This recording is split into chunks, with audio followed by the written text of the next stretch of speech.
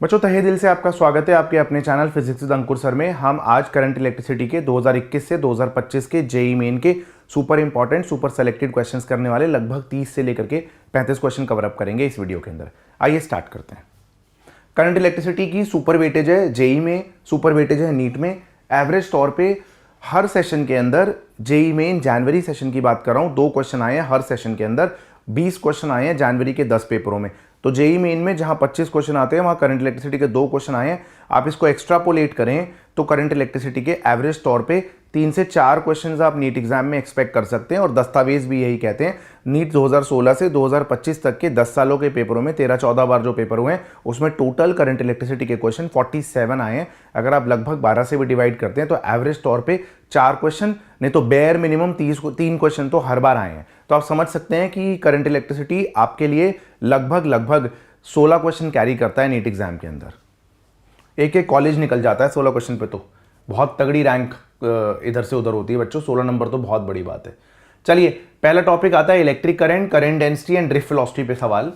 तो ये जेई के आपके 2024 मतलब हमने रैंडमली नहीं, मतलब हमने कुछ स्पेसिफिकली क्वेश्चन सेलेक्ट किए हैं आपके लिए हर टॉपिक के अंदर जो इंपॉर्टेंट है, नीट के लिए भी रेलिवेंट है, जेई के लिए भी रेलिवेंट है। ठीक है, ऐसे भी नहीं है कि 2 पेज में सॉल्व हो रहे हैं। और कुछ थ्योरेटिकल क्वेश्चंस भी लिए हैं, किरचॉफ्स लॉ भी लिया है, रेजिस्टेंस के क्वेश्चन भी लिए हैं, रेजिस्टिविटी की प्रॉपर्टी पे भी लिए हैं, ड्रिफ्ट वेलोसिटी पे भी लिए हैं, व्हीटस्टोन पे भी लिए हैं, मीटर ब्रिज पे भी लिए हैं, हीटिंग इफेक्ट पे भी लिए हैं, सब कुछ मिलेगा आपको इसमें।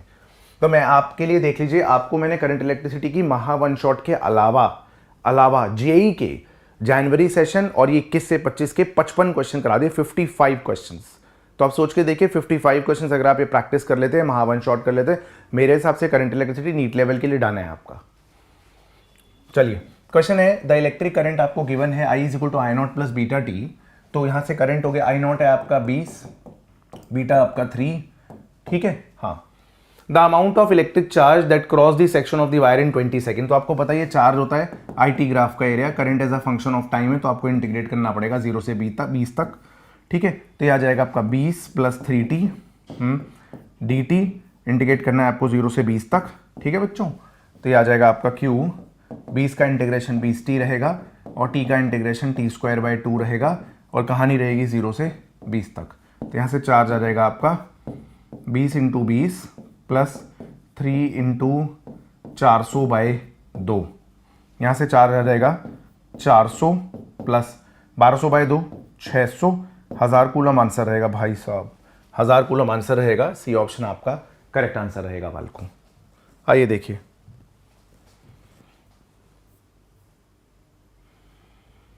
अगला सवाल है बालकों, ड्रिफ्ट वेलोसिटी पे कुछ statement. The drift velocity of electron decreases with increase in temperature of the conductor. देख लेते हैं। ड्रिफ्ट वेलोसिटी का फॉर्मूला होता है E charge on electron, electric field, relaxation time by mass. अगर आप टेम्परेचर इंक्रीज करते हैं तो कोलिजन्स फास्ट हो जाती हैं, रिलैक्सेशन टाइम घट जाता है, तो ड्रिफ्ट वेलोसिटी एक्चुअली में घटनी चाहिए। ठीक है, तो drift velocity electron decreases with increase in temperature, तो ये बिल्कुल सही है, ए बिल्कुल सही है। तो ए तो बिल्कुल सही है, अब बी और डी में देखना है बस। ठीक है, drift velocity is inversely proportional to area of cross section of the conductor. तो ये काफ़ी बदतमीजी है यहाँ पर। तो बी पार्ट जो है मुझे तो ओके लग रहा है, सही लग रहा है। और डी क्या है, drift velocity of electron is inversely, क्योंकि बी और डी चेक करना है, सी तो चेक ही नहीं करना है। ठीक है, आप समझ गए ना। The drift velocity of electron is inversely proportional to length of the conductor. तो ये बात ना आइडियली दोनों ही सही है। देखिए कैसे, ड्रिफ्ट वेलोसिटी है E τ/m, इलेक्ट्रिक फील्ड होती है दोनों एंड्स के across potential difference divided by length. तो क्लियरली आपको दिख रहा होगा ड्रिफ्ट वेलोसिटी लेंथ के इनवर्सली प्रोपोर्शनल है। मैं ये देख सकता हूँ और आप भी देख सकते हैं कि ड्रिफ्ट वेलोसिटी लेंथ के पक्का इनवर्सली प्रोपोर्शनल है, दिखाई दे रही है। सही है बच्चों, सही है। अब मुद्दा ये है कि क्या एरिया के प्रोपोर्शनल होता है। तो याद रखिए, अगर क्रॉस सेक्शन एरिया वेरिएबल है तो करंट तो सेम ही होगा। अगर एक कंडक्टर है जिसका क्रॉस सेक्शन एरिया चेंज हो रहा है ना, तो यहाँ से कुछ करंट I1 है, यहाँ I2 है, तो करंट तो सेम रहेगा। तो NEA1VD1 इज NEA2VD2। ठीक है बच्चों, तो E से E कैंसिल हो जाएगा। देखिए अगर N1 N2 इक्वल है, मुद्दा ये है कि अगर एक ही कंडक्टर है, गिवन कंडक्टर बोला है इन्होंने, ठीक है, गिवन कंडक्टर बोला है इन्होंने, तो हम N1 और N2 इक्वल ले लेंगे, तो यहाँ पर clearly A1 VD1 A2 VD2 के बराबर आ जाएगा बच्चों। तो drift velocity inversely proportional to area आई जाएगी इक्वेशन ऑफ कंटिन्यूटी की तरह। लेकिन यहाँ पर इन्होंने जो आंसर दिया था वो इन्होंने ये दिया था कि क्योंकि आंसर दोनों तो हो नहीं सकते, अब A B D होता तो चल जाता, तो इन्होंने आंसर A और D दिया था, ये बोलते हुए कि हो सकता है कि N1 और N2 चेंज हो रहा हो सकता है number density of electron change हो रहा हो कंडक्टर में। ठीक है, तो अच्छी बात तो नहीं है, बट एनीवेज अब क्या कर सकते हैं। उन्होंने बोला कि हो सकता है कि number density of electron constant नहीं हो, number density of electron change हो रहा हो। ठीक है, तो ये बात बोलने की तो नहीं है वैसे, लेकिन फिर अब यहाँ पर आंसर A और D दिया था तो हम भी इसको A और D मार्क कर देते हैं कि अगर बाकी मतलब पोटेंशियल डिफरेंस बाय लेंथ तो इलेक्ट्रिक फील्ड होगी ही होगी, तो ड्रिफ्ट वेलोसिटी लेंथ के इनवर्सली प्रोपोर्शनल, ये बात तो परम सत्य है ही। हालांकि हम ये भी लेके चलते हैं कि AV is equal to constant है, बट वो AV इक्वल टू कॉन्स्टेंट बस तभी होता है जब N1 N2 हमेशा सेम हो, number density of electron same हो। तो बस एक ही तर्क इन्होंने दिया है कि नंबर डेंसिटी ऑफ इलेक्ट्रॉन अगर बदल जाएगा या बदल रहा होगा, अब कैसे बदल रहा होगा ये वो जाने। ठीक है, तो फिर जो है ये वाली बात सही नहीं रहेगी। ठीक है, तो एनीवेज A और D आंसर दे दिया मैंने, लेकिन मैंने आपको बताया कि इस क्वेश्चन में क्या दिक्कत थी। तो कई बार हो जाता है ऐसा क्वेश्चन में ऐसी कहानी हो जाती है। आइए अब आ गया हमारा electric cell battery combination of batteries पे। Series parallel grouping of batteries था ना बच्चों, डिसिमिलर सेल, सिमिलर सेल्स, वो सब। तो दो सेल दिख रहे हैं, 12 वोल्ट 3 ओम, 6 वोल्ट 6 ओम, एक एक्सटर्नल रेजिस्टेंस 4 ओम है। एक्सटर्नल रेजिस्टेंस आपने 4 ओम यहां पर कनेक्ट कर दिया है, कैपिटल आर आपका 4 ओम है। अब क्या बोल रहे हैं आपसे, current flowing through capital R कितना होगा, एक्सटर्नल रेजिस्टर कैपिटल आर से करंट कितना फ्लो करेगा। ठीक है, तो इक्विवेलेंट ईएमएफ क्या होगा, E1 बाय R1 माइनस आएगा क्योंकि अनलाइक टर्मिनल्स कनेक्टेड है, E2 बाय R2, रेजिस्टेंस में वही आता है 1/R1 1/R2।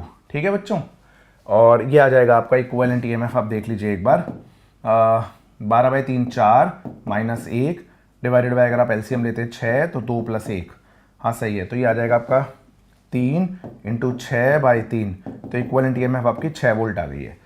और इंटरनल रेजिस्टेंस कितना आ जाएगा आपके इक्विवेलेंट दोनों पैरेलल में, तो 3 × 6/3 + 6, ये सॉल्व करके आपका 2 ओम आ जाता है। ठीक है बच्चों, तो एक्चुअली में कहानी इतनी हो गई कि अभी ये बैटरी हो गई एक जिसकी ईएमएफ है 6 वोल्ट और जिसका इक्विवेलेंट इंटरनल रेजिस्टेंस कितना है आपका 2 ओम है। ठीक है, 2 ओम है, हाँ। एक्सटर्नल रेजिस्टर आपका 4 ओम है। तो अगर आपको यहाँ पर करंट निकालना है तो EMF upon total resistance 1 ampere answer रहेगा, 1 एम्पियर आंसर रहेगा। अगर दोनों के पॉजिटिव टर्मिनल साथ में कनेक्टेड होते तो ऊपर प्लस आ जाता है बच्चों। ठीक है,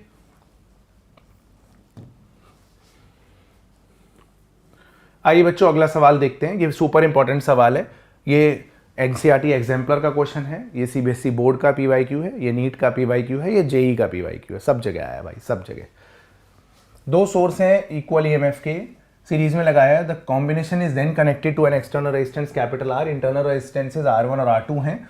potential difference across the source of internal resistance R1 को 0 करना है, तो एक्सटर्नल रेजिस्टेंस कितना चाहिए। तो कुछ ऐसा सवाल है, बढ़िया सवाल है। तो ये ईएमएफ है, इसकी इंटरनल रेजिस्टेंस है R1, एक और सेल है उसकी ईएमएफ E है, इंटरनल रेजिस्टेंस है R2। आपने एक एक्सटर्नल रेजिस्टर लिया है कैपिटल R। अब आप चाहते हैं कि इस सेल के अक्रॉस, पहले सेल के अक्रॉस आपका TPD 0 हो जाए, टर्मिनल पोटेंशियल डिफरेंस 0 हो जाए। तो टर्मिनल पोटेंशियल डिफरेंस क्या होता है, EMF minus voltage drop inside the cell, ये आपका टर्मिनल पोटेंशियल डिफरेंस होता है। ये आपको 0 चाहिए, तो EMF IR1 के बराबर होना चाहिए। बस अब आपको करंट देखना है, तो करंट क्या होगा, टोटल वोल्टेज, जब एक सेल का नेगेटिव दूसरे के पॉजिटिव से कनेक्टेड हो सीरीज में तो वोल्टेजेस ऐड होती हैं, divided by total resistance of the circuit क्या है, capital R plus R1 plus R2 multiplied by R1। यहाँ E से E उड़ा दीजिए अब आप, तो ये आ जाएगा आपका capital R plus R1 plus R2 is 2 times of R1। तो यहाँ से आपका आ जाएगा कैपिटल R बराबर R1 माइनस R2 के। कैपिटल R किसके बराबर है, R1 माइनस R2 के। बच्चों ए ऑप्शन आपका करेक्ट आंसर रहेगा। ठीक है बालकों,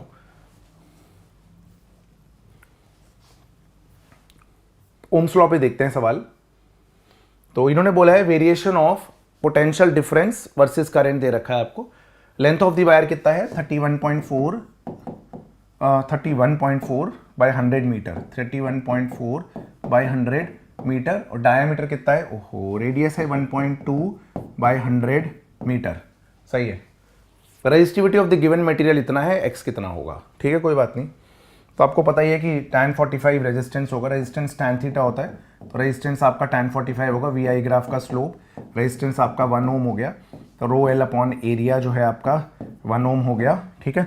अब रो रेजिस्टिविटी आपको निकालनी, लेंथ है 31.4 डिवाइडेड बाय 100 इनटू में पाई आपका 3.14 है, रेडियस आपकी 1.2 बाई 100 का स्क्वायर है, ठीक है बच्चों। अब यहाँ पर काटा पीटी कर लीजिए आप, तो ये कैंसिल होकर 10 आ गया, ये 1 आ गया, नीचे बचा आपका 10, तो रेजिस्टिविटी यहाँ से आ रही है आपकी 100 into 100 divided by 10 into 1.2 into 1.2। आपके हिस्से का काम रहेगा बच्चों, कर लीजिएगा आप। इन्होंने सेंटीमीटर कुल ये किस में लिखी है यूनिट, रेजिस्टिविटी ये ओम मीटर होना चाहिए, ठीक है, resistivity is in ohm metre, ठीक है बच्चों। चलिए कर लीजिएगा, कोई टेंशन वाली बात नहीं, कुछ भी नहीं था क्वेश्चन में। आइए अगला सवाल है, अ कंडक्टिंग वायर जिसकी लेंथ एल है, area of cross section A है, रेजिस्टिविटी रो है, ठीक है। एक वायर है जिसकी लेंथ एल है, एरिया ए है, रेजिस्टिविटी रो है, सही है। Connected between the terminals of a battery, एक बैटरी के टर्मिनल्स के अक्रॉस आपने इसे कनेक्ट कर दिया, बैटरी के टर्मिनल्स के अक्रॉस आपने इसे कनेक्ट कर दिया है, सही है। Potential difference V is develop between its ends, इसके एंड्स के अक्रॉस पोटेंशियल डिफरेंस V है, causing electric if the length of the wire of the same material is doubled, अच्छा, and area of cross section is half, the resultant current would be, अच्छा तो कुछ भी नहीं है, आई तो V बाय आर होता है ना, V बाय आर क्या होता है, रो एल अपॉन एरिया। अब इन्होंने कुछ बोला है कि कुछ चेंज करा है, क्या करा है, V सेम रखा है, V को कुछ बोला नहीं है, length if the length of the same material is doubled, ठीक है, तो लेंथ डबल कर दी और एरिया को हाफ कर दिया, A/2 कर दिया, तो VA by 4 rho L, VA by 4 rho L, option C आपका करेक्ट आंसर। बहुत ही आसान सवाल, बिल्कुल नीट लेवल का जेई में पूछ रहे हैं, आप देख रहे हैं जेई में इनका क्या ही लेवल रह गया। आइए मीटर ब्रिज आ गया बालकों, मीटर ब्रिज पे देखते हैं सवाल क्या है। आपके सामने है, प्रूफ है भाई, जेई मेन के क्वेश्चन है, मैं थोड़ा करा रहा हूँ कुछ, इसलिए तो मैं आपको कहता था जेई मेन के क्वेश्चन इंपॉर्टेंट है करने, क्योंकि अब जेई मेन 2021 से 2025-26 तक का लेवल कोई फिजिक्स में बहुत ज़्यादा नहीं है, नीट के अब दोनों का लेवल ना कहीं पर जाकर के मीट कर रही हैं लाइन्स, तो लेवल कुछ बहुत ज़्यादा अंतर रह नहीं गया है। When two resistors R1 and R2 are connected in series, अच्छा तो एक मीटर ब्रिज है, मीटर ब्रिज का ही क्वेश्चन है, तो हाँ मीटर ब्रिज है, तो ठीक है, मैं पूरा डायग्राम नहीं बना रहा हूँ, बैटरी बुटरी सब है, कल को कोई बोल दे सर बैटरी के बिना डिफ्लेक्शन कैसे आ रहा है, तो ऐसा मत बोलना, ठीक है। दो रजिस्टर R1 और R2 को सीरीज में आपने कनेक्ट करा, R1 और R2 को आपने सीरीज में कनेक्ट किया लेफ्ट गैप में of a metre bridge and resistance of 10 ohm, एक 10 ओम आपने राइट गैप में इंट्रोड्यूस किया, नल पॉइंट आपको 60 सेंटीमीटर पे मिला फ्रॉम लेफ्ट साइड, तो आपको ये नल पॉइंट मिला 60 पे, ये 40 पे, तो एक बार लपेट लेते हैं इसे, R1 plus R2 divided by 60 is equal to 10 divided by 40, ये उड़ा दीजिए, तो R1 प्लस R2 आपका 15 ओम हो गया, ये आपकी इक्वेशन 1 हो गई है, ठीक है।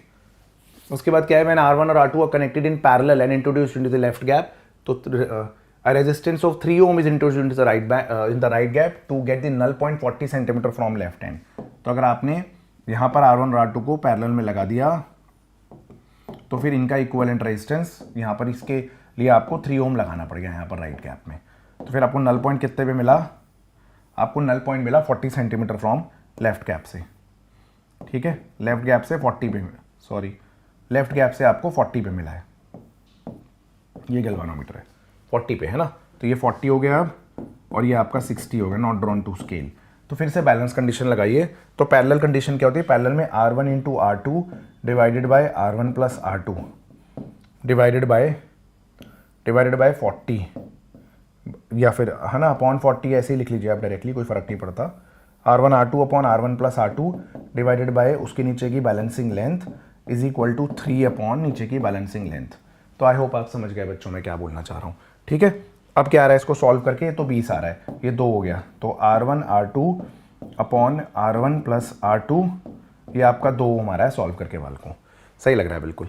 अब R1 प्लस R2 तो 15 है, तो R1 R2 कितना आ गया आपका 30 आ गया, तो दोनों का प्रोडक्ट आपको 30 चाहिए और सम आपको 15 चाहिए, है ना बच्चों, हाँ यही लग रहा है, तो दोनों का प्रोडक्ट 30 और सम 15, ऐसा ही कुछ, हाँ तो R1 इंटू R2, अच्छा R1 इंटू R2 ही निकालना था, 30 आंसर है बच्चों, R1 इंटू R2 ही निकालना था, चलिए बहुत ही बढ़िया हो गया है, तो ठीक है आगे देखिए।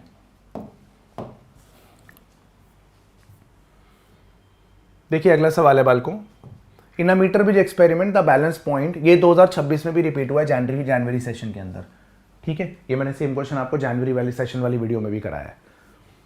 इन a metre bridge experiment the balance point is obtained if the gaps are close by 2 ohm and 3 ohm. ठीक है, तो यहाँ पर आपने 2 ओम 3 ओम लगा दिया, यहाँ 2 ओम है, यहाँ 3 ओम है, तो आपको कुछ बैलेंस पॉइंट के बारे में बोल रहे हैं। क्या बोल रहे हैं अभी देखते हैं। क्या बोला भाई, बैलेंस पॉइंट कहाँ मिला, बैटरी सब है, गैलोनोमीटर सब है, जो डाटा आपको लगता नहीं है वो सब है। ठीक है, a metre bridge experiment the balance point is obtained if the gaps are close by 2 and 3। तो इसमें क्या है, तो ये जो रेजिस्टेंस है उसी रेशियो में आपको बैलेंस पॉइंट मिलेगा। यहाँ पर 2:3 में मिलेगा, 40-60 हो गया।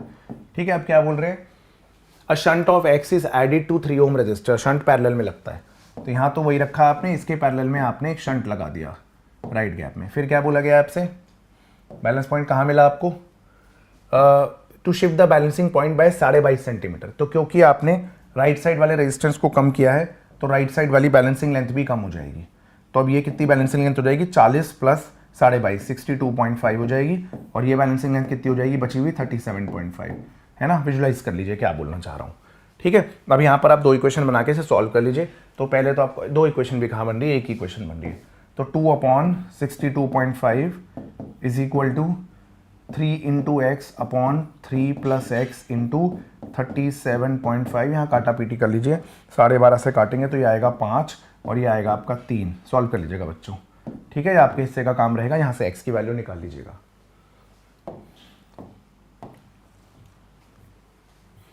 आ जाइए बाल को सवाल देखते हैं।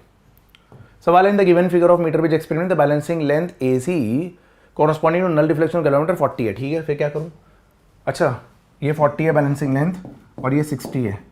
तो बैलेंसिंग का फॉर्मूला क्या होता था बताइए, R1 अपॉन जो भी ये बैलेंसिंग लेंथ होती थी ये 100 माइनस L होती थी। तो फॉर्मूला क्या था, आप क्या करते थे, R1 अपॉन AC लेंथ का रेजिस्टेंस, बीच स्टोन ब्रिज बैलेंस है तो R2 अपॉन CB लेंथ का रेजिस्टेंस, है ना। इन्होंने बोला है कि अगर हमने रेडियस डबल कर दी तो क्या होगा, तो आपको पता है रेजिस्टेंस क्या लिखते थे, rho into length upon area of wire, है ना। हाँ एल ही लिख लीजिए, rho L by area of wire. यहाँ क्या लिखते थे, rho into 100 minus L upon area. तो एक्चुअली में रेजिस्टिविटी वायर की और एरिया ऑफ क्रॉस सेक्शन दोनों तरफ कैंसिल हो जाता है। तो balancing length is independent of area of cross section. Balancing length area of cross section के इंडिपेंडेंट है। तो अगर आप पतले वायर की जगह मोटा वायर लेंगे फर्क नहीं पड़ता, मोटे वायर की जगह पतला वायर लेंगे बैलेंसिंग लेंथ उतनी आएगी। वो अलग बात है कि अगर क्रॉस सेक्शन एरिया वेरी करेगा, वायर कोनिकल फ्रस्टम की शेप में हो जाएगा तो कुछ और हो जाएगी कहानी। ठीक है, तो वो तो खैर पॉसिबल नहीं है नीट में आना। 40 सेंटीमीटर, ठीक है बालकों, सेम रहेगी balancing length, area of cross section पर डिपेंडेंट नहीं होती। रेजिस्टेंस एंड रेजिस्टिविटी पे सवाल आ गया, आसान सवाल है, आपको बहुत प्यारे लगेंगे, देख लीजिए। A wire of resistance R is bent into an equilateral triangle। तो एक रेजिस्टेंस R के वायर को अपने इक्विलेटरल ट्रायंगल में बेंड कर दिया तो तीनों लेंथ R/3 R/3 R/3 हो जाएगी। हाँ ठीक है, कोई दिक्कत वाली बात नहीं है। फिर and an identical wire is bent into a square. अच्छा स्क्वायर में ही बेंड किया तो R/4 R/4 R/4 R/4, चारों R/4 भी हो जाएंगे। हाँ सही है, बिल्कुल सही है। अब क्या बोल रहे हैं, बस रेजिस्टेंस कंपेयर करवाना है। The ratio of resistance between the two end points of an edge of triangle to that of square is. तो ठीक है, हो गया, ये आप कर लीजिएगा। ट्राइंगल का कैसे निकलेगा, ट्राइंगल का निकलेगा R प्लस R/3, 2R/3 को इन पैरेलल विद R/3 कर लीजिएगा, आसान है। R1 R2 bye R1 plus R2, तो 2R/3 into R/3 divided by R1 plus R2, तो R आ जाएगा ट्राइंगल के लिए। अगर स्क्वायर के लिए करना है तो कैसे करेंगे, 3R/4 सीरीज़ में, R/4 3 बार सीरीज़ में, तो 3R/4 पैरेलल विद R/4। तो ये क्या आएगा आपका, R1 into R2 divided by R1 plus R2। Divide कर लीजिएगा बच्चों, आपके हिस्से का काम रहेगा ट्राइंगल को और स्क्वायर को डिवाइड करना। जो भी आंसर आएगा आप कर लीजिएगा। थोड़ी वीडियो को छोटा रखने के लिए छोटी छोटी कैलकुलेशंस अवॉइड करता हूँ, ये आपके हिस्से का काम रहेगा। देख लीजिएगा क्या आंसर आता है बल को, कौन सी बड़ी बात है। आइए क्या बोल रहे हैं बालकों, which of the following resistivity versus temperature graph curves is more suitable to be used in standard resistance are made up of alloys like Eureka, manganin and constantan. तो अलॉयज के लिए रेजिस्टिविटी वर्सेस टेम्परेचर का graph ही होता है। Standard resistance coils are made up of alloys like Eureka, manganin and constantan, क्योंकि उनका alpha small होता है, उनका रेजिस्टेंस लीनियरली और कम वेरी करता है टेम्परेचर के साथ। ये आ जाएगा आपका उसका कंडक्टर का, ये कंडक्टर्स का हो जाएगा, ठीक है। ये आ जाएगा आपका सेमी कंडक्टर्स का, ठीक है बच्चों। चलिए एनसीईआरटी के एज इट इज ग्राफ हैं। अरे ये वाला भी देखते हैं क्या है। रूम टेम्परेचर है 27 degree Celsius, initial temperature 27 degree Celsius है, ठीक है। उसके बाद क्या है, the resistance of the heating element R1 शुरुआत में 50 ओम है, ठीक है। The temperature coefficient of resistance आपका है 2.4 10 की पावर में -4 चोर कह रहा हूँ, सॉरी -4 ठीक है। The temperature of the element when its resistance is 62 ओम, तो R2 हो जाएगा आपका 62 ओम, तब T2 कितना होगा, ठीक है बच्चों, right. R2 is equal to R1 1 plus alpha T2 minus T1, ठीक है। तो R2 हो जाएगा आपका 62 था ना, 62 है बच्चों, 62 इज इक्वल टू R1 है 50 1 प्लस अल्फा T2 आपको निकालना है, T1 आपका 27 है, तो T2 माइनस 27, ठीक है बच्चों। तो यह आ जाएगा 62/50 minus 1 is equal to alpha T2 minus 27 तो कितना आ जाएगा 12/50 अल्फा कितना है 2.4 10 की पावर -4 इंटू में T2 minus 27 degree Celsius. Calculation तो इजी है, ये आपका आ जाएगा भाई 12/50 क्या आ रहा है, बेसिकली 2.4 ही आ रहा है, 2.4/10 आ रहा है ना, देख लीजिए वही आ रहा है। 12/5 होता तो 2.4 ही आता ना, तो ये 2.4 इंटू 10 की पावर -1 आ रहा है, 2.4 इंटू 10 की पावर -4 आ रहा है, T2 माइनस 27, ठीक है बालकों। 2.4 से 2.4 तबाह कर दीजिए, यहाँ बचा 1, यहाँ बचा 10 की power -3, T2 minus 27 degree Celsius, तो यह गया 1000 plus 27 is equal to T2। आपके हिस्से का काम रहेगा बालकों, आसान सवाल है, काफ़ी पॉपुलर सवाल और आसान सवाल।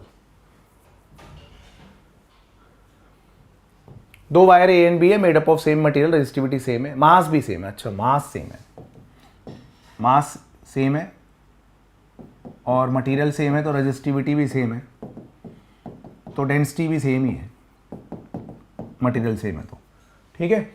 Wire A has radius of, अच्छा दो वायर का तमाशा है, तो एक की रेडियस को हम वायर ए की रेडियस, वायर बी की रेडियस, इसकी रेडियस को हम R ले लेते हैं और बी की रेडियस को हम 2R ले लेते हैं, ठीक है। मास सेम है, तो resistance of wire B, if the resistance of wire B आपका 2 ओम है, तो रेजिस्टेंस ऑफ वायर ए कितना होगा ये पूछ रहे हैं। तो बेसिकली कोई दिक्कत वाली बात नहीं, रेजिस्टेंस का फॉर्मूला था rho into length upon area, resistivity into length upon area, सही है। लेंथ से डिवाइड, लेंथ से मल्टीप्लाई कर दीजिए, तो रेजिस्टेंस आ गया रेजिस्टिविटी इंटू लेंथ का स्क्वायर, ठीक है। अच्छा रेडियस दे रखा है भाई, ठीक है चलिए। तो यहाँ पर हमें पहले तो मास इक्वेट करके कुछ निकालना पड़ेगा, है ना। तो मास इज MA और MB इक्वल कर दीजिए, तो मास होगा density into volume is equal to density into volume, material same है, वॉल्यूम हो जाएगा आपका पाई RA स्क्वायर इंटू L1 या LA is equal to pi RB square into LB, सही है बच्चों। डेंसिटी तो सेम ही थी, वॉल्यूम तो सेम हो गई। अच्छा तो अच्छा क्वेश्चन हो गया, थोड़ा बुरा नहीं है इतना, है ना। तो पाई से पाई उड़ा देते हैं, तो रेडियस कितनी है पहले इसकी 2 है, 2 का स्क्वायर इंटू LA और उधर RB कितना है 4, तो 4 का स्क्वायर इंटू LB, ठीक है। तो यहाँ से LA/LB कितना आ गया बालकों, लेंथ का रेशियो कितना आ गया LA/LB 16/4 4:1 आ गया, चेक कर लीजिए LA/LB 4:1 परफेक्ट आंसर है। अब देख लीजिए लेंथ का रेशियो तो 4:1 है, अब वापस चले जाते हैं, एक बार आपको स्क्रीनशॉट लेना है तो ले लीजिए, ठीक है। अब देख लीजिए आप क्या होगा यहाँ पर, तो रेजिस्टेंस आ जाएगा रो सेम है, लेंथ अपॉन एरिया, लेंथ से डिवाइड, लेंथ से मल्टीप्लाई, तो रेजिस्टेंस हो जाएगा आपका रो इंटू लेंथ का स्क्वायर बाय वॉल्यूम, वॉल्यूम तो दोनों की सेम थी, डेंसिटी भी सेम थी, तो रेजिस्टेंस जो है आपके लेंथ के स्क्वायर के प्रोपोर्शनल हो गया आप। तो अगर आपको RA/RB लेना है तो LA/LB का होल स्क्वायर हो जाएगा, LA/LB का होल स्क्वायर हो जाएगा, और LA/LB 4 था तो 4² हो जाएगा, ठीक है बच्चों। तो RA/RB है, तो A का रेजिस्टेंस 30 ओम है, 32 आ रहा है, 16 इंटू 2 है ना, 16 इंटू 2 तो 32 ओम आंसर आ रहा है, ठीक है बच्चों। तो यहाँ पर भी थोड़ा देखना पड़ेगा आपको, तो बुरा नहीं था क्वेश्चन, ठीक है ना, ऐसे MCQ के हिसाब से सही क्वेश्चन है। आइए बाल को आगे देखते हैं, ये भी बड़ा पॉपुलर क्वेश्चन है मार्केट का। दो conductor have same resistance at 0 degree Celsius but their temperature coefficient of resistance are α1 and α2। बेटा मैं आपको इसका शॉर्टकट फॉर्मूला बता रहा हूँ, इसकी डेरिवेशन नहीं कर रहा हूँ। मान लीजिए एक रेजिस्टर R1 है, उसका टेम्परेचर कोफिशिएंट ऑफ रेजिस्टेंस α1 है, एक और रेजिस्टेंस है R2 और उसका टेम्परेचर कोफिशिएंट ऑफ रेजिस्टेंस है α2, ठीक है बच्चों, अगर हम दोनों को सीरीज में लगा देंगे तो जो नया रजिस्टर बनेगा कंपाउंड रजिस्टर, ये बड़ा पॉपुलर क्वेश्चन है, ठीक है, तो उसका अल्फा क्या होगा जब दोनों को आप सीरीज में लगा देंगे, तो उसका अल्फा क्या होगा, एक ये क्वेश्चन होता है इसमें। और जब दोनों को पैरेलल में लगा देंगे तो उसका अल्फा क्या होगा। तो दोनों के मैं आपके लिए फॉर्मूले लिख रहा हूँ, डिराइव नहीं कर रहा हूँ, लंबी कैलकुलेशन हो जाएगी, ठीक है। लंबी तो क्या होगी कैलकुलेशन, मतलब जब आप फॉर्मूला याद करके काम कर सकते हैं पेपर से पहले, ये होता है alpha 1 R1 plus alpha 2 R2 divided by R1 plus R2। Parallel में होता है आपका alpha 1 R2 alpha 2 R1 divided by R1 plus R2। अगर R1 R2 की वैल्यूज डिफरेंट हो तो अल्फा सीरीज और पैरेलल का अलग अलग आ जाएगा, equivalent value of temperature coefficient of resistance of दो रजिस्टर्स, ठीक है, सीरीज में अलग पैरेलल में अलग, राइट। अब मैं आपसे कहना चाह रहा हूं, इन्होंने बोला है कि दोनों रजिस्टर का रेजिस्टेंस सेम है, तो R1 R2 अगर आप सेम ले लेंगे ना, तो अल्फा इन सीरीज भी alpha R plus alpha 1 R plus alpha 2 R divided by R plus R आएगा। अल्फा इन सीरीज भी अल्फा 1 प्लस अल्फा 2 बाय 2 आएगा, और अल्फा इन पैरेलल क्या आएगा, अरे वो भी सेम ही आ जाएगा क्योंकि R1 R2 तो सेम ही है, तो दोनों अल्फा 1 प्लस अल्फा 2 बाय 2 आएंगे बच्चों। बी ऑप्शन आपका करेक्ट आंसर है, बट अगर रेजिस्टेंसेज अलग अलग दे रखे हो तो ये फॉर्मूला आपको लगाना पड़ेगा, इसके अलावा कुछ ना आता पेपर में। आइए, length of a metallic wire is increased by 20%। बेटा इसमें एरर के फॉर्मूले नहीं लगेंगे, एरर में होता है कि चेंज कर दिया 20% से, तो उसमें बढ़त भी होती है, उसमें घटत भी होती है, बढ़ भी सकता है घट भी सकता है, प्लस माइनस 20%। वैसे भी 20% के लिए एरर का फॉर्मूला लगाना सही बात नहीं है। एरिया ऑफ क्रॉस सेक्शन को रिड्यूस किया है 4%, तो रेजिस्टेंस में कितना चेंज आएगा, तो आप जानते हैं पहले रेजिस्टेंस कितना होता है, रो एल अपॉन एरिया होता है, बाद में रेजिस्टेंस क्या हो गया, लेंथ को इंक्रीज किया है 20%, तो 1.2L हो गया, और एरिया को रिड्यूस किया है 4%, तो ये 0.96A हो गया। हाँ सही है बच्चों, बिल्कुल सही है, बिल्कुल सही है ना। तो R डैश यहाँ से सॉल्व करके क्या आएगा, रो एल अपॉन एरिया, ये 1.2 अपॉन 0.96 कितना होता है, मेरे को लग रहा है 12 से ही कटेगा, है ना, तो ये हो जाएगा आपका 120/96 ना। हाँ तो ये टेंजा चला गया, 12 7 84 12 8 96, ठीक है, तो R डैश हो गया 1.25 रो एल बाई एरिया।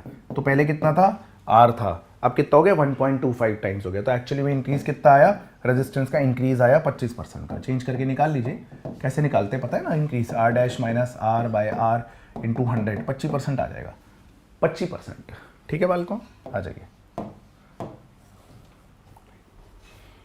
आ जाइए बालकों, अगला सवाल देखते हैं। एसर्शन है alloys such as constantan and manganin used in making standard resistance coil, बिल्कुल सही बात है, जो रेखा भी बनाते हैं। कॉन्स्टेंटिन एंड मैग्नेटिन है very small value of temperature coefficient और रेजिस्टेंस ज़्यादा वेरी नहीं करता, बहुत ही बढ़िया, दोनों true, correct explanation, both assertion true, reason is correct explanation, बिल्कुल सही है। यूरेका मैग्नेटिन एंड कॉन्स्टेंटिन से स्टैंडर्ड रेजिस्टेंस कॉइल बनाते हैं क्योंकि उनका अल्फा स्मॉल होता है, तो उनका रेजिस्टेंस वेरी नहीं करता ज़्यादा टेम्परेचर के साथ, तभी तो स्टैंडर्ड कॉइल बनेगी प्यारे बच्चों। Two metallic wires of identical dimensions are connected in series, ठीक है, तो दो वायर है जिनकी डायमेंशंस आइडेंटिकल है, ठीक है, इसकी लेंथ है L, area A, conductivity sigma 1। एक और वायर ले लीजिए आप, एक और वायर ले लीजिए, लेंथ L, एरिया A और कंडक्टिविटी सिग्मा 2, ठीक है, ठीक है।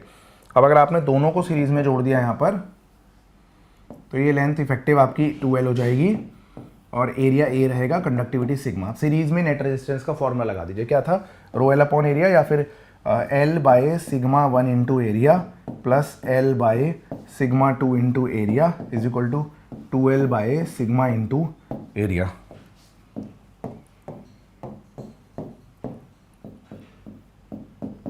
One upon sigma 1, 1 upon sigma 2, 2 by sigma, sigma है 2 sigma 1 sigma 2 divided by sigma 1 plus sigma 2, तो 2 sigma 1 sigma 2 upon sigma 1 plus sigma 2, B option आपका करेक्ट आंसर रहेगा। बहुत ही सिंपल, बहुत ही प्यारा, बहुत ही मासूम, बहुत ही पॉपुलर सवाल बालकों। आइए बालकों अगला सवाल देखते हैं, थ्योरेटिकल टाइप का। गिवन फिगर है, बैटरी देर का रेडियस कम ज़्यादा दिख ही रही है हमें। ड्रिफ्ट वेलोसिटी ऑफ इलेक्ट्रॉन कहाँ से कहाँ में भाई, पी से क्यू में, हाँ पी से क्यू में, पी से क्यू में ड्रिफ्ट वेलोसिटी बढ़ेगी, हाँ बिल्कुल बढ़ेगी, कंडक्टर एक ही है, एन सेम है, एन सेम ही मान रहा हूँ मैं इसमें, क्या करें, मेंशन नहीं है तो वो तो क्वेश्चन ही गलत था, एन चेंज हो रहा है भाई कह रहे हैं कंडक्टर का, गंदी बात थी वो तो, है ना। आपने अगर क्वेश्चन देखा हो पहले तो याद रखिए कि एक वेरिएबल क्रॉस सेक्शन का अगर कंडक्टर होता है ना, तो उसमें करंट तो सेम ही रहता है, I1 I2। अगर एन सेम है तो NE A1 VD1 is equal to NE A2 VD2, तो ये तो कहानी इक्वेशन ऑफ कंटिन्यूटी की तरह चल रही है, ये कहानी आपकी इक्वेशन ऑफ कंटिन्यूटी की तरह चल रही है। A1 into VD1 is equal to A2 into VD2। तो अगर आप एरिया ऑफ क्रॉस सेक्शन कम कर रहे हैं ना P से Q में, P से Q में एरिया ऑफ क्रॉस सेक्शन अगर कम हो रहा है ना तो बेसिकली ड्रिफ्ट वेलोसिटी बढ़ रही है। अगर P से Q में एरिया ऑफ क्रॉस सेक्शन कम हो रहा है तो बेसिकली ड्रिफ्ट वेलोसिटी बढ़ रही है, तो ड्रिफ्ट वेलोसिटी बिल्कुल इंक्रीज होगी, इसमें कोई दो राय है ही नहीं। ठीक है, अब ड्रिफ्ट वेलोसिटी क्या है, ई टाउ बाय एम, ई टाउ बाय एम। तो ई चेंज नहीं हो रहा, टाउ चेंज नहीं हो रहा, एम नहीं हो रहा, तो इलेक्ट्रिक फील्ड घट नहीं रही, बढ़नी चाहिए। इलेक्ट्रॉन करंट घटता नहीं है, करंट तो कांस्टेंट ही रहता है, तो ए ऑप्शन करेक्ट है बच्चों। ठीक है, ऑल ऑफ दीज था एक ऑप्शन, तो हो ही नहीं सकता था। आ गया कॉम्बिनेशन ऑफ रेजिस्टेंसेस, काफी आसान सवाल वाल को कॉम्बिनेशन ऑफ रेजिस्टेंसेस पे, लेकिन जेईई मेन 2025 में आया, आसान है तो क्या हुआ, पेपर में तो आते हैं ना ऐसे सवाल, ये थोड़ा ना कि सारे मुश्किल सवाल ही करने सही रहेंगे। और आप समझ चुके हैं ये बात कि 2025 के बाद लोगों ने खूब हल्ला मचाया था, बच्चों ने एडवांस करेंगे, अब एडवांस करेंगे, अब एडवांस करेंगे। मैंने उस समय भी बोला था कि जेईई एडवांस तो वो भी नहीं करता जो एडवांस का पेपर देने जाता है, उसकी भी हिम्मत हो जाए करने की तो बात अलग है। भारत देश में मेरे को लगता है शुरू का 10,000 बच्चा होगा जो जेईई एडवांस को अच्छे से पढ़ के जाता है, उसके अलावा तो कोई जेईई एडवांस को पढ़ के ही नहीं जाता अच्छे से, हिम्मत ही नहीं हो पाती लोगों की। V1 पोटेंशियल है, और दूसरी दिक्कत क्या है कि आप लोगों को ऑनलाइन वाले बच्चे, जो जितने भी बच्चे नीट के लिए ऑनलाइन पढ़ रहे थे बहुत बड़े बड़े प्लेटफॉर्म से, उन्हें एक मेजर प्रॉब्लम इस साल ये आई कि भाई टीचर डर गए कि पेपर तो मुश्किल आएगा, तो उन्होंने उन चैप्टर्स को इतना खींच के इतना लताड़ के पढ़ाया कि बच्चा आज ना तो उनको नोट्स बना पाया कभी, क्योंकि सबसे गंदी बात है नोट्स को PDF दे देना, तो बच्चा उन लेक्चर को भी ध्यान से नहीं देखता, सोचता बस नोट्स से ही पढ़ लेंगे, और 200 150 पेज के नोट्स हो गए, बच्चा कभी पढ़ ही नहीं पाया उन नोट्स को। अब आज क्या हो रहा है, बहुत से बच्चे मुझे मैसेज करते हैं बिना रिविजन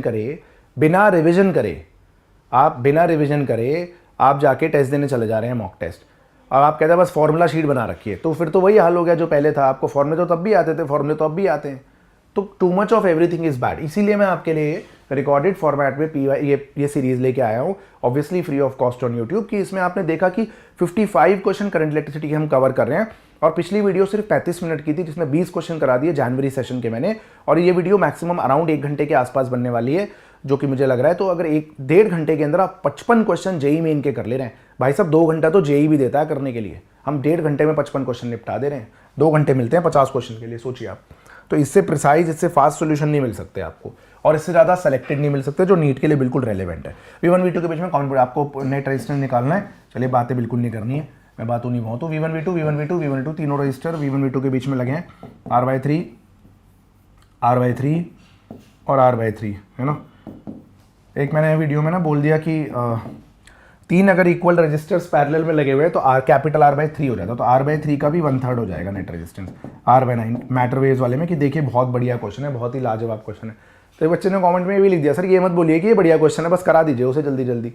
भाई साहब ठीक है, मैं भी इंसान हूँ बच्चों, आप लोगों से फीलिंग शेयर करता हूँ पढ़ाते वक्त, ठीक है, क्योंकि मैं आपकी लाइव क्लास नहीं ले रहा हूँ, तो अल्टीमेटली मुझे कोई तो चाहिए ना बात करने के लिए। अब कैमरे के आगे ही बोलता हूँ तो मैं सोचता हूँ मेरी बातें आप तक पहुँच जाएंगी, है ना।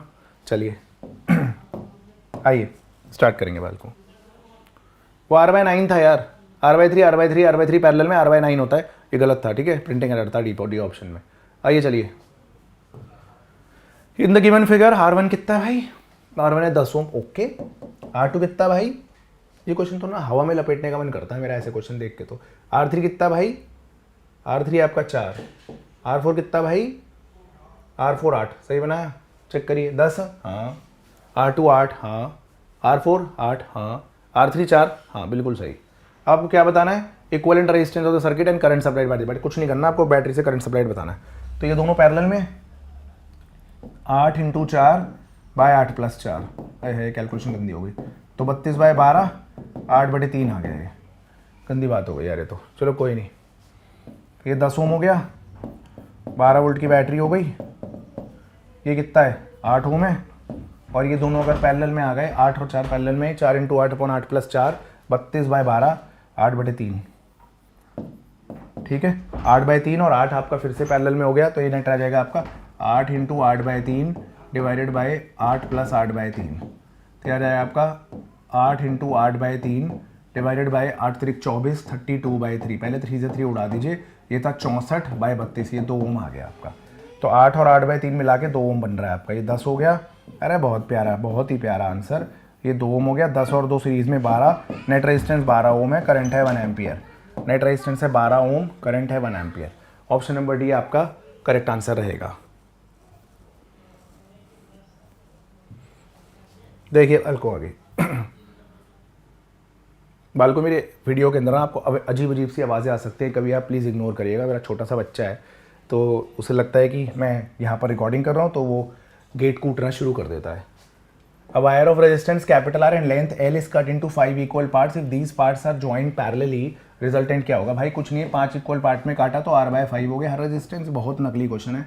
5 इक्वल पार्ट में काट दिया तो R/5 R/5 R/5, और 5 बार अगर आपने R/5 लिया तो पैरेलल में है ना, तो R/25 हो जाएगा आंसर, है ना। अगर आपने सुन लीजिए ना, जानते हैं ना आप, अगर n रजिस्टर सीरीज में लेंगे तो NR हो जाता है, और n रजिस्टेंस इक्वल वैल्यू के पैरेलल में लेते हैं तो R/n हो जाता है। तो R/5 का भी 5 से डिवाइड हो जाएगा, R/25 आंसर रहेगा।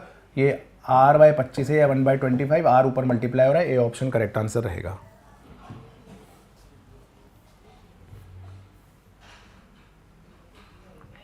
आगे देखिए बालकों, given below are two statement, the equivalent resistance of two resistors in a series combination. बिल्कुल गलत, सीरीज में इक्विवेलेंट रेजिस्टेंस कम नहीं होता, ज़्यादा होता है दोनों से। The resistivity of material is independent of temperature, ये भी बिल्कुल गलत है। रेजिस्टिविटी टेम्परेचर पे डिपेंडेंट होती है मटेरियल के लिए। कंडक्टिविटी, कंडक्टर के लिए रेजिस्टिविटी बढ़ती है टेम्परेचर के साथ, नॉन लीनियरली, एलॉयज के लिए लीनियरली, सेमीकंडक्टर के लिए घटती है नॉन लीनियरली। तो दोनों ही गलत हैं, both statement 1 and 2 are false. क्या बात कर रहे हैं लोग। C option. आइए वाल को कुछ हम क्वेश्चन कर रहे थे इक्विवेलेंट रेजिस्टेंस निकालने वाले। The equivalent resistance of circuit between A and B, A और बी के बीच में इक्विवेलेंट रेजिस्टेंस निकालना है बालकों। देख लीजिए, व्हीटस्टोन ब्रिज बैलेंस है, 4/4 4/4, ये उड़ गया, गायब हो गया।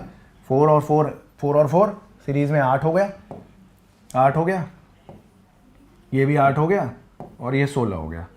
ठीक है, तो 8 8 और 16 पैरेलल में हो गए। तो इक्विवेलेंट रेजिस्टेंस निकाल लीजिए, 1/16 1/8 1/8, एलसीएम रहेगा 16, 1 + 2 + 2, हाँ तो रेजिस्टेंस तो 16/5 आ रहा है। सही है वैसे। नहीं, चेक करें एक बार। 8 और 8 पैरेलल में वैसे 4 हो जाता है, और 4 और 16 अगर हमने लिया तो /20। सही है बच्चों, बिल्कुल सही है। 16/5 आंसर है हमारा। 16/5 का मतलब 3.2 ओम। सी ऑप्शन करेक्ट आंसर रहेगा। बहुत बढ़िया, आसान सवाल कर लीजिए बालकों। ये वाला भी है यार, पॉज करिए यार, लपेटिए ना सवाल पॉज करके बालकों। इतने तो बड़े हो चुके हैं आप, 15 दिन बाद पेपर देने जा रहे हैं, 2 हफ्ते बाद। इक्विवेलेंट रेजिस्टेंस में निकालना है ए और बी के बीच में। भाई ये क्या करा है, तार लगा दिया क्या। ये तार बेसिकली इन दोनों रजिस्टर को खा जाएगा, शॉर्ट हो जाएगा, ये बाईपास बन गया है। जानते हैं ना बाईपास सर्जरी। ठीक है, आर्टरी में कचरा जमा हो जाए कोलेस्ट्रॉल नाम का, तो यहाँ पर ब्लॉकेज हो जाती है। अब जानते हैं, है ना, इसे क्या बोलते हैं, स्ट्रोक रोग बोलते होंगे या हार्ट अटैक, जो ही बोलते होंगे। ठीक है, तो यहाँ पर खून जा नहीं पाता, तो क्या करते हैं डॉक्टर लोग, यहाँ से यहाँ तक बाईपास बना देते हैं, है ना। तो यहाँ से खून चला जाता है मस्त तरीके से, इसी को बाईपास बोलते हैं, है ना। ये ट्रैफिक में भी चलता है, करनाल बाईपास को आप, अगर बाईपास का मतलब है करनाल के अंदर ना जाके बाहर से निकल जाइए, करनाल बाईपास, अंदर का ट्रैफिक, अंदर का कंजेशन अवॉइड हो जाएगा। तो यहाँ पर भी बाईपास बन गया। ये दोनों, अगर आपने एक सिंगल तार लगा दिया 0 रेजिस्टेंस का, तो करंट यहाँ से आएगा, है ना, उसके बाद सीधे, उसके बाद इन दोनों रजिस्टर में ना जाके यहाँ चला जाएगा, है ना, बाईपास हो गया बच्चों। ये आप समझ गए मैं क्या बोलना चाह रहा हूँ। ठीक है, देखिए अब आप, तो यहाँ पर क्या क्या गायब हुआ देखिए 1 मिनट के लिए।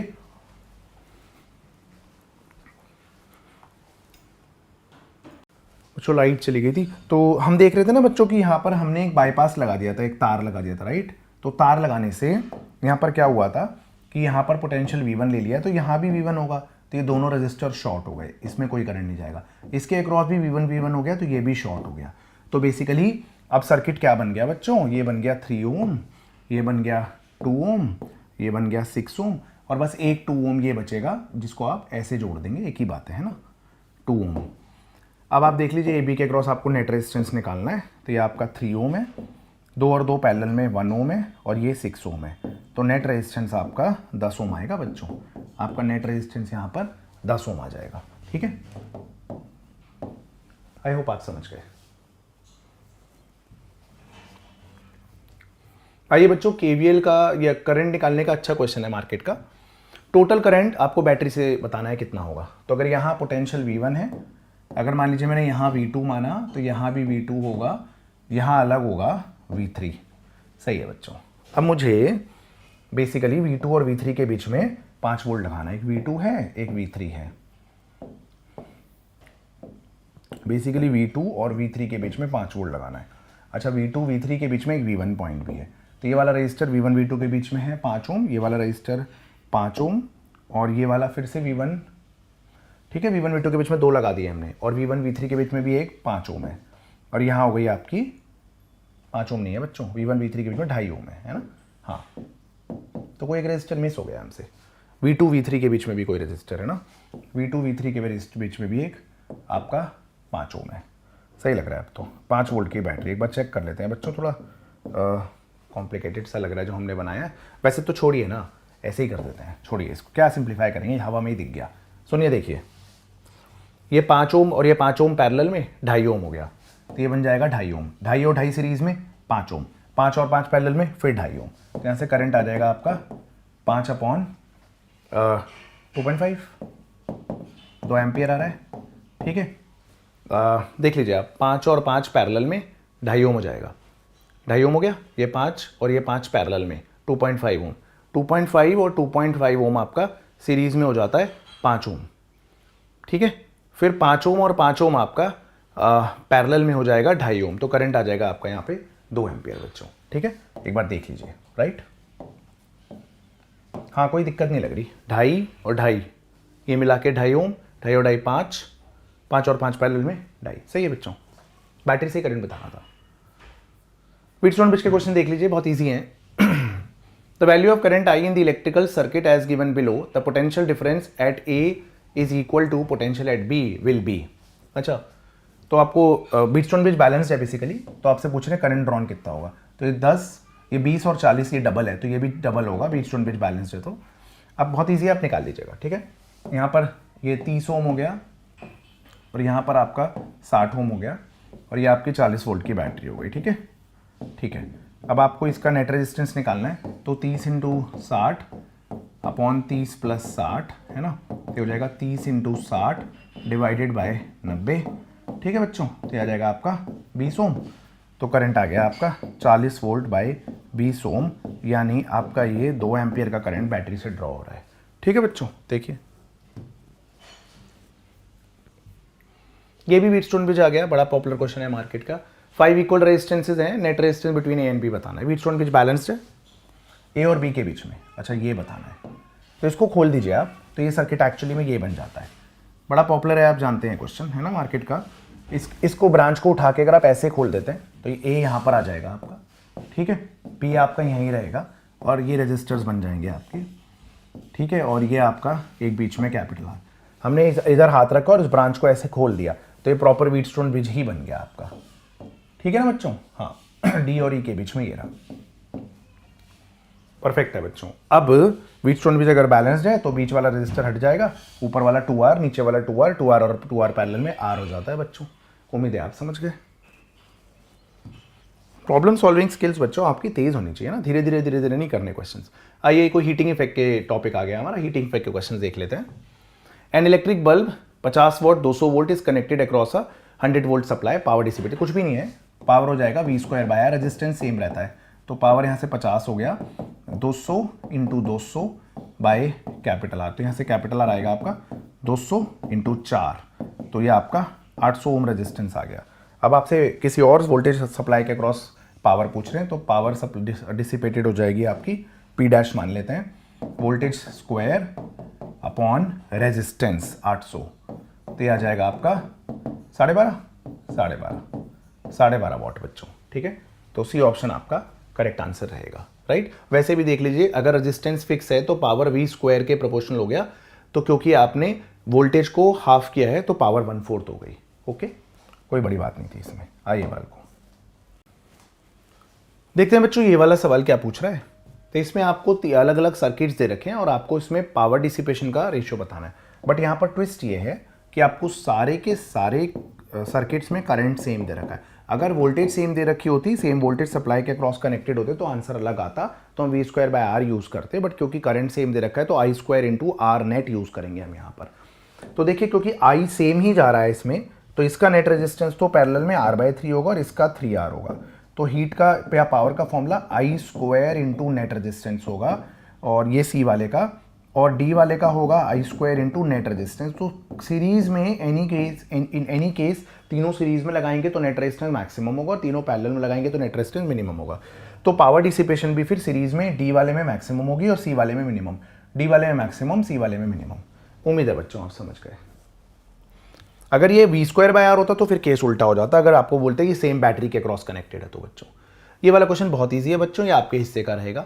R1 आपको रेजिस्टेंस दे रखा है 2 ओम, T1 टेम्परेचर पे 10 डिग्री सेल्सियस पे, R2 आपको दे रखा है 3 ओम, T2 टेम्परेचर आपका 30 डिग्री सेल्सियस है, और आपको निकालना है टेम्परेचर कोएफिशिएंट ऑफ रेजिस्टेंस। ये आपके हिस्से का काम है।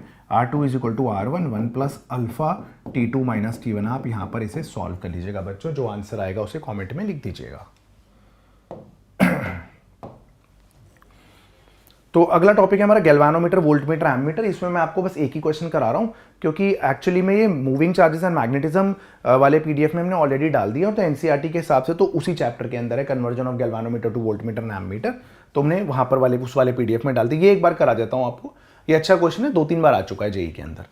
ये अच्छा क्वेश्चन है। ऐसे तो conversion of galvanometer voltmeter ammeter पे ही है, बट ये वाला क्वेश्चन हमने वहाँ नहीं लिया है। Conversion of galvanometer to voltmeter ammeter के क्वेश्चंस हमने मैग्नेटिक्स वाली पीडीएफ में ऑलरेडी ले लिए हैं। ठीक है, तो देखिए, student is provided with variable voltage V, test resistance R1 10 ohm है और G1 G2 दो आइडेंटिकल, और ये RT, अच्छा RT कोई टेस्ट रेजिस्टेंस है 10 ओम का, R2 बहुत छोटा रेजिस्टेंस है और R1 बहुत बड़ा रेजिस्टेंस है। अब आपको सर्किट ओम्स लॉ वेरीफाई करने के लिए बनाना है, तो कैसे करते हैं? आपके पास जो टेस्ट रेजिस्टर है RT वो ले लीजिए, उसके आप पैरेलल में एक वोल्टमीटर लगाएंगे, उसके साथ सीरीज में एक एमीटर लगाएंगे, है ना। उसके बाद तो जो भी है वेरिएबल बैटरी लगा देंगे। यही सिनेरियो होता है ना ओम्स लॉ का बच्चों, यही होता है। अब एमीटर कैसे बनता है? एमीटर कैसे बनता है? एमीटर बनता है एक लो रेजिस्टेंस को पैरेलल में कनेक्ट करके गैल्वानोमीटर के साथ। तो गैल्वानोमीटर भी लो रेजिस्टेंस वाला ले लीजिए आप। नहीं, गैल्वानोमीटर तो आइडेंटिकल ही है ना। तो गैल्वानोमीटर G2 आप उठा लीजिए और उसके साथ में लो रेजिस्टेंस R2 को पैरेलल में लगा दीजिए, ये एमीटर बन गया। वोल्टमीटर आप कैसे बनाएंगे? आप गैल्वानोमीटर उठा लीजिए और उसके साथ एक हाई रेजिस्टेंस सीरीज में लगा दीजिए R1। तो अब आप चेक कर लीजिए कि R2 पैरेलल में होना चाहिए, तो R1 तो कुछ नहीं हो गया, तो एमीटर बना नहीं, ये तो एमीटर बना नहीं, तो G2 के साथ R2 पैरेलल में होना चाहिए। बस यही ऑप्शन आ रहा है, सी, है ना बच्चों। और G1 के साथ R1 सीरीज में होना चाहिए। ठीक है, राइट बच्चों। तो अच्छा क्वेश्चन था इसलिए करा दिया आपको मैंने। आज एक किरचॉफ्स लॉ पे कुछ क्वेश्चंस करते हैं, किरचॉफ्स लॉ के सर्किट पे कुछ बढ़िया क्वेश्चंस करते हैं। ठीक है, द रीडिंग इन आइडियल, वैसे मैंने आपको करंट इलेक्ट्रिसिटी महा वन शॉट करा दिया, वहां पर भी आपको बहुत प्यारे प्यारे क्वेश्चंस, बहुत प्यारे प्यारे शॉर्टकट्स मिलेंगे किरचॉफ्स लॉ के। आइए यहां भी करते हैं। आपको आइडियल वोल्टमीटर में रीडिंग बतानी है, तो बेसिकली आपको इस सेल के अक्रॉस टर्मिनल पोटेंशियल डिफरेंस निकालना है और कुछ नहीं निकालना। पहले तो आप current flowing in the circuit निकाल दीजिए। मेरे ख्याल से ये सेल उल्टा लगा हुआ है शायद, पता नहीं, आई डोंट नो, डायग्राम में तो ऐसा ही बना हुआ है। हाँ, तो सबके एक का नेगेटिव पॉजिटिव से जोड़ा है, नेगेटिव पॉजिटिव से जोड़ा है, नेगेटिव पॉजिटिव से जोड़ा है, नेगेटिव पॉजिटिव से जोड़ा है, नेगेटिव पॉजिटिव से जोड़ा है, नेगेटिव पॉजिटिव से जोड़ा है, नेगेटिव पॉजिटिव से जोड़ा है, तो ये सही लगा हुआ है। तो यहाँ पर करंट क्या होगा? Total voltage upon total resistance. कितने सेल हैं? 1 2 3 4 5 6 7 8 सेल हैं। 40 वोल्ट अपॉन रेजिस्टेंस कितना? 1 2 3 4 5 6 7 8, तो 1.6 से डिवाइड कर दिया हमने, है ना। सही बात है, और क्या कर सकते हैं, है ना। तो यहाँ से करंट आ जाएगा आपका, ये आ जाएगा आपका, रुक जाइए, हम इसे 4 से काटे तो 100 बाय 0.4, है ना। तो ये कितना आ जाएगा आपका? 0.4 से काटा तो नीचे 100/4, है ना। तो ये 25 एम्पियर करंट आ गया आपका। अब अगर आप टर्मिनल पोटेंशियल डिफरेंस निकालने चाहते हैं उस सेल के अक्रॉस, तो टर्मिनल पोटेंशियल डिफरेंस होगा उसका EMF minus I into small R. EMF minus 25 into small R कितना है? 0.2। तो ये कितना आ जाता है? अरे ये तो 0 वोल्ट आ गया। तो इसके अक्रॉस अगर टर्मिनल पोटेंशियल डिफरेंस 0 वोल्ट है तो वोल्टमीटर की रीडिंग भी 0 वोल्ट ही होगी। ठीक है, तो डी ऑप्शन आपका करेक्ट आंसर है बच्चों। आइए देखते हैं, बड़ा ही आसान सवाल लग रहा है देखने में। 3 वोल्टमीटर हैं, डिफरेंट इंटरनल रेजिस्टेंसेज हैं। जब पोटेंशियल डिफरेंस ए और बी के क्रॉस सेम लगाएंगे तो V1 V2 V3 की रीडिंग में क्या होगा? भाई जो भी आप वोल्टेज रीडिंग लगाओगे V, जो भी लगाओगे, तो इसके अक्रॉस तो वो पूरी V आएगी, और क्योंकि ये सीरीज में कनेक्टेड है तो इन दोनों के अक्रॉस मिला के वो V के बराबर होगी। तो V3 तो V के बराबर ही है, तो यहाँ पर V3 है, और V1 और V2 का सम V के बराबर आएगा, है ना। क्योंकि सीरीज में वोल्टेज जो है वो अलग अलग आएंगी, तो लेकिन दोनों मिला के तो उतनी आएगी जितनी टोटल लगाई है।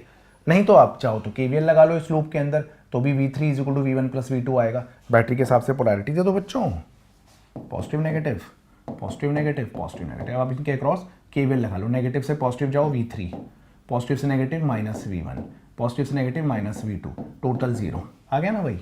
अब समझ गए मैं क्या बोलना चाह रहा हूँ। V3 बराबर है V1 प्लस V2 के। सी ऑप्शन को आप करेक्ट आंसर दे देंगे। आइए बच्चों अगला सवाल देखते हैं। ये 2022 का मॉर्निंग शिफ्ट का सवाल है। वैल्यू ऑफ V0 बताना है आपको, ये V0 बताना है आपको। तो यहाँ आप 0 वोल्ट ले लीजिए, 0 वोल्ट ले लीजिए, 0 वोल्ट ले लीजिए, वो तो दे ही रखा है। तो ये 2 वोल्ट पे हो गया, ये 4 वोल्ट पे हो गया और ये 6 वोल्ट पे हो गया। तो और तीनों रजिस्टर एक जगह पर जॉइंट है। तो एक्चुअली में ये स्पेसिफिक केस हो गया आपका ये वाला बच्चों। This is a specific case है ना। तो हम किलो ओम ना के नॉर्मल ओम ले लेंगे तो भी फर्क नहीं पड़ता, क्योंकि रेशियो ही आना है वहाँ पर, है ना। तो एक रजिस्टर है आपका 1 ओम ले लेता हूँ, किलो ओम की जगह ओम, ठीक है, फर्क नहीं पड़ेगा रेशियो पे, क्योंकि बात वही आएगी। ये 2 वोल्ट होगी बैटरी की वोल्टेज V1, ये आपका है 4 वोल्ट और रेजिस्टेंस है ये भी 1 ओम। किलो ओम को 1 ओम लिख रहा हूँ, गलती से नहीं लिख रहा हूँ, जानबूझ के लिख रहा हूँ, फर्क नहीं पड़ेगा इस पर कुछ, ठीक है। और ये भी आपका 1 ओम है, ठीक है बच्चों। आपको O पॉइंट पे पोटेंशियल पूछ रहे हैं जो तीनों का कॉमन पॉइंट है। तो यहाँ पर तो फॉर्मूला होता है ना, याद करिए, V1 अपॉन R1 2 आ गया, V2 अपॉन R2 4 आ गया और V3 अपॉन R3 6 आ गया। अपॉन पता है ना क्या होता है O point potential, V1 by R1, V2 by R2, V3 by R3 divided by 1 by R1, 1 by R2, 1 by R3 indeed. तो O पॉइंट पोटेंशियल आ गया upon 1 upon R1, 1 upon R2, 1 upon R3। तो कितना आ गया 10 12 by 3, 4 volt answer रहेगा, है ना। 4 volt आ रहा है, अच्छा सही है। तो यानी एक रजिस्टर में करंट नहीं जा रहा होगा अल्टीमेटली। एनीवेज आइए बच्चों अगला सवाल देखते हैं। The value of current in 6 ohm resistor क्या होगा। तो इसको 0 वोल्ट पे लीजिए, इसको 0 वोल्ट पे, इसको 0 वोल्ट पे। ये 140 वोल्ट हो गया, ये 90 वोल्ट हो गया। यहाँ पे पोटेंशियल पता नहीं है, यहाँ पे पोटेंशियल निकालना है। फॉर्मूला जानते हैं ना आप, क्या होता था V0 का, V1 अपॉन R1, अभी लिखा पिछले क्वेश्चन में, V1 upon R1 plus V2 upon R2 तो 0 ही रहेगा, प्लस V3 अपॉन R3 तो 18 divided by 1 upon R1, 1 upon R2 और 1 अपॉन R3। ठीक है बच्चों, यहाँ पर थोड़ी कैलकुलेशन ज़्यादा हो जाएंगी। अब देख लीजिए क्या आएंगी। V0 क्या आएगा, ये 25 आ गया। अब 1 अपॉन, इसका एलसीएम क्या लें भाई, हाँ इसका एलसीएम 60 ही लग रहा है मुझे तो, 60। तो यहाँ पर आ जाएगा 3, यहाँ पर आ जाएगा 10, यहाँ पर आ जाएगा 12, अभी भी ठीक लग रहा है। तो V0 आ गया 25 इंटू 60 अपॉन 25, तो 60 वोल्ट आ गया भाई। तो ये 60 वोल्ट आ गया ना। अगर तो इस O पॉइंट पे 60 वोल्ट है, किससे निकालना था भैया करंट, 6 ओम रेजिस्टेंस से। तो करंट होगा potential difference 60 minus 0, 60 minus 0 upon resistance, current रहेगा 10 एम्पियर बच्चों, ठीक है। सी ऑप्शन आपका करेक्ट आंसर रहेगा। थैंक यू बच्चों, ये थे आपके करंट इलेक्ट्रिसिटी के 2021 से 2025 के super important super selected JEE Main के PYQs। अगली वीडियो में हम moving charges and magnetism and matter के सेलेक्टेड 30-35 क्वेश्चन एक ही वीडियो में एक ही साथ कर लेंगे। Thank you so much.